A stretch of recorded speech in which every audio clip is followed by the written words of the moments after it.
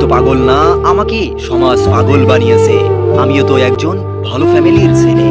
আমারও তো ইচ্ছা ছিল সবাইকে নিয়ে একসাথে জীবন পার করার। হয়তো তাদের কাছে আমি কখনোই ভালো হতে পারি নাই, হয়তো তারা আমাকে কখনো বিশ্বাস করতে পারে নাই। তার জন্যই তারা আমাকে পাগল বানাতে সাহায্য করেছে। আমরা সমাজের কথা যতই মাথার ভিতরে আনবো, ততই আমাদের মন মানসিকতা এবং ব্রেন নষ্ট হয়ে যাবে।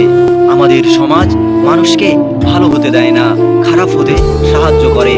আবার আপনি যদি খারাপ হয়ে যান, তখনই সেই সমাজের মানুষগুলোই বলবে সেই ছেলেটা একটা সময় ভালোই ছিল, সবার সাথে হাসি মুখে কথা বলতো, এখন আর তাকে সেই ভালো রূপে আর কখনো দেখতে পারছি না।